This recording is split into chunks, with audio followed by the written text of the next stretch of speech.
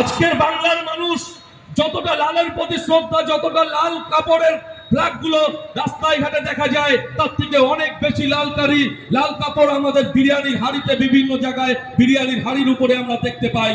এই লালের প্রতি মানুষের এত বিতৃষ্ণা জন্মেছে।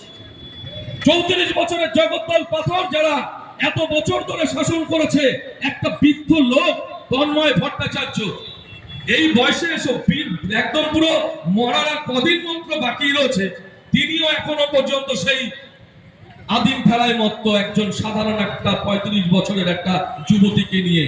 সুশান্ত ঘোষ বাড়ির কাজের একজন মহিলাকে ছাড়ছেন না। তারা আজকে বলছেন আরজিকর ঘটনার পরিপ্রেক্ষিতে যখন সাধারণ মানুষ নেমেছে, সিপিএম এর নেতাদের দেখছি রাত জাগার জন্য তারা এসে উপস্থিত হয়েছে, বলছে রাত জাগতে হবে। কোন ঘটনাকে মমতা বন্দ্যোপাধ্যায় প্রশ্রয় দেন না, কোন ঘটনাকে মমতা বন্দ্যোপাধ্যায় প্রশ্রয় দেননি, যার জন্য ঘটনা ঘটার সাথে সাথে সিবিআই দায়িত্ব পাওয়ার পরে জানা করেছে মমতা বন্দ্যোপাধ্যায় পুলিশ সেদিনই তার থেকে অনেক বেশি কাজ করে দিয়েছে। আজকে যার জন্য নির্যাতিতার বাবা মাকে ঘোষণা করতে হচ্ছে যে এমন এক সিবিআই তাদের বিশ্বাস করবে।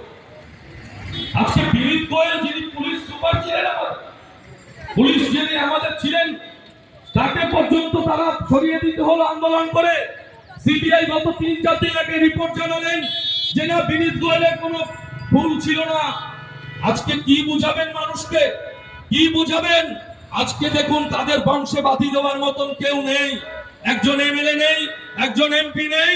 আজকে তারা পরিস্থিতির খাতিরে মমতা বন্দ্যোপাধ্যায়কে টাইট দেওয়ার জন্য শুধু একটা পুটলি বাদ দিয়ে বামের থেকে রাম হয়ে গেছে।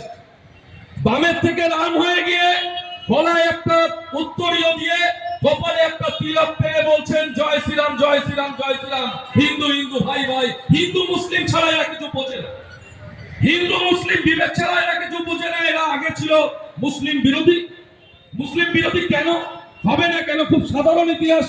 নরেন্দ্র মোদী যেখানে থাকেন তার থেকে 200 মিটার দূরে নয়, সেখানে যে ইন্ডিয়া গেটটা রয়েছে তাতে 93,000 আমাদের স্বাধীনতা সংগ্রামীর নাম রয়েছে, যার মধ্যে 62,000 মুসলিম সম্প্রদায়ের মানুষ। কি করে সহ্য করবে? তাদের ইতিহাস তো কোনো নেই, তাদের ইতিহাসে কোনো স্বাধীনতা সংগ্রামের কোন একজন বিপ্লবীকে দেখাতে পারবেন না যিনি বিজেপি দলের থেকে করতেন বা বিজেপি সমর্থক ছিলেন। কি করে করবেন? হিন্দু মুসলিম ভাই ভাই, তাদের আবার নেতৃত্ব দিচ্ছে কে? আমাদের দলের একজন গদ্দার কি ওখানে গিয়ে আশ্রয় নিয়েছে। কি গিরগিটির মতো রং চেঞ্জ করেন দেখুন। গিরগিটি যত তাড়াতাড়ি রং চেঞ্জ করে, এর তার থেকে বেশি তাড়াতাড়ি রং চেঞ্জ করে। প্রথমে বলবো মমতা বন্দ্যোপাধ্যায় জিন্দাবাদ, মমতা বন্দ্যোপাধ্যায় আমার মা, মমতা বন্দ্যোপাধ্যায় যে পরিমাণে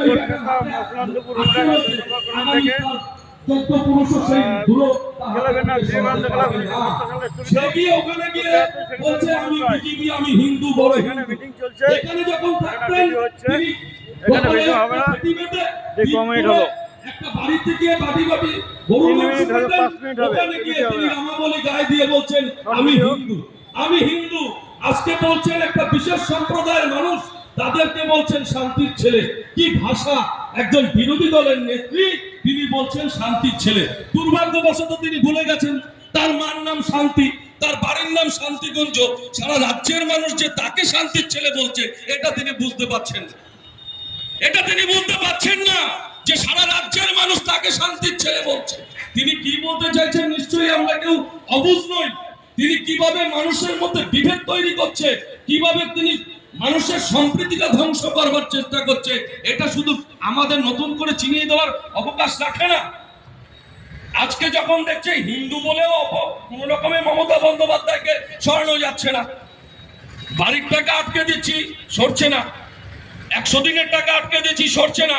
এখন নতুন করে একটা নতুন ছলনা তৈরি করেছে, বলছে বাঙালি যেখানে বাংলা ভাষা বলবে রাজ্যের থেকে তাদেরকে হাঁটিয়ে দাও। স্বরাষ্ট্র মন্ত্রক থেকে বিভিন্ন জায়গায় খবর গেছে, বিভিন্ন রাজ্যে যে ডবল ইঞ্জিন রাজ্যগুলো রয়েছে বিজেপির আন্ডারে, বলছে সেখানে গিয়ে বাংলা ভাষী যাদের তাদেরকে ধরে গ্রেফতার করুন। আজকে আমরা দেখছি মহারাষ্ট্র, আজকে আমরা দেখছি উত্তরপ্রদেশ, আমরা দেখছি পাঞ্জাব, আমরা বিভিন্ন জায়গায় দেখছি যারা বাংলায় কথা বলছেন তাদেরকে বাংলাদেশে পদার্পণ করে। ঠিক আছে ঠিক আছে। আজকে আমি একজন সাধারণ বাঙালি, আমি ট্রিটমেন্ট করাতে ব্যাঙ্গালোরে যাই, চেন্নাই যাই, আমি সেখানে গিয়ে সচরাচর হিন্দিতে বলতে পারবো না, আমি সেখানে গিয়ে ইংরেজিতে বলতে পারবো না। মিটিংয়ে ভিডিও হচ্ছে, তোমার দোকানটা করে দিলাম। বলছে এতে হবে না, আমাদের এখানে যারা বাংলা বলবে তাদের বাংলাদেশে চলে যেতে হবে। হেমন্ত দেব বিশ্ব শর্মা আসামের মুখ্যমন্ত্রী, যিনি জানেন না, যিনি ভুলে গেছেন পশ্চিমবঙ্গ হচ্ছে ভারতবর্ষের বাংলা ভাষায় কথা বলা সবথেকে বেশি বাঙালি বসবাস করে, তিনি ভুলে গেছেন তিনি যে রাজ্যের মুখ্যমন্ত্রী সেখানে দ্বিতীয় বৃহত্তম ভাষী হচ্ছে বাংলাভাষী। ভারতবর্ষের দ্বিতীয় শক্তিশালী ভাষা হচ্ছে বাংলা, পৃথিবীর ইতিহাসে চতুর্থতম ভাষা হচ্ছে বাংলা ভাষা। বলছেন যারা বাংলা করে, যারা বাংলা ভাষায় কথা বলে তাদেরকে বাংলাদেশে চলে যেতে হবে। এরা কাকে গুরুত্ব দিচ্ছে? যে শান্তনু ঠাকুর, যে সুব্রত ঠাকুরকে আমরা জয়লাভ করিয়েছিলাম, ভোট দিয়ে যারা আশা দেখেছিল, নতুন করে যাদেরকে বাঁচার স্বপ্ন দেখিয়েছিলেন, যে সাংসদ, যে বিধায়ক, যাকে মসলান্দপুরে একটা কোনো কাজে পাওয়া যায় না, একটা লাইটে তার অবদান নেই, অথচ এই লাইটের তলে তার চামচারা এসে হেউ করে চিৎকার করেন, সেই শান্তনু ঠাকুর যিনি টাকার বিনিময়ে নাগরিকত্ব কার্ড দিচ্ছেন, বলছেন এই কার্ড নিয়ে গেলে যে কোনো জায়গায় তার মূল্য পাওয়া যাবে, সেই কার্ডও যারা দেখাচ্ছেন তাদেরও কোনো মূল্য নেই। তাদেরকেও মহারাষ্ট্রে এরকম একজন পরিবারকে তারা ক্যারেজ করে দিয়েছে। যারা এই নাগরিকত্ব কার্ড নিয়ে বড় বড় বড়াই করেন, যেসব বিজেপি কর্মীরা এখানে এসে জয় শ্রীরাম বলেন, তারাও জেনে রাখুন ওই নাগরিক কার্ড নিয়ে আপনারা আপনাদের বাংলার বাইরে যান। একমাত্র বাংলা এমন একজন রাজ্য, বাংলা এমন একজন মুখ্যমন্ত্রী রয়েছে যিনি মহেশী, যিনি জননেত্রী, যিনি সবসময় বাংলার শুধু নন সারা ভারতবর্ষের মানুষকে গুরুত্ব দেন, যার কাছে জনতার জনার্দনের সব থেকে বেশি প্রিয়, সেই মানুষটাকে রয়েছেন বলে এখানে আপনারা উপলব্ধি করতে পারছেন না। এখানে উড়িয়া থেকে এসে ছাড়া তৈরি করছেন, এখানে আমাদের চলে যান ব্যারাকপুরে, ব্যারাকপুরের বিভিন্ন শিল্পাঞ্চল জুড়ে আবাসী বাঙালি, অবাঙালি যারা বিভিন্ন বিহার, উত্তরপ্রদেশ থেকে এসে যারা ওখানে তার কর্মকাণ্ড পরিচালনা করছেন, যারা দিন আনা দিন খাওয়া রোজগারে মানুষ রয়েছেন, আজকে তারা ওখানে দেখুন কত নিশ্চিন্তে বসবাস করছে।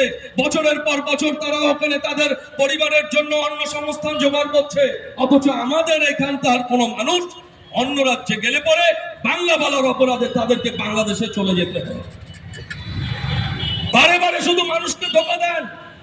প্রত্যেকটা ভোট আসে, প্রত্যেকটা রাজ্যে যায়, বলে আমাকে ক্ষমতায় দিন, 1 নম্বর রাজ্য করবো। বিহারকে 1 নম্বর করবেন, মহারাষ্ট্রকে 1 নম্বর করছেন, তিনি উত্তরপ্রদেশকে 1 নম্বর করছেন, তিনি মধ্যপ্রদেশকে 1 নম্বর করছেন। গতকাল এসে বলছেন আমাদেরকে সুযোগ দিন, আমরা পশ্চিমবঙ্গকে 1 নম্বর করে দেবো। আরে মূর্খ, তোমার 1 নম্বর করা দরকার নেই, 1 নম্বর আমাদের দরকার নেই, আমাদের কোনো পদবীর দরকার নেই।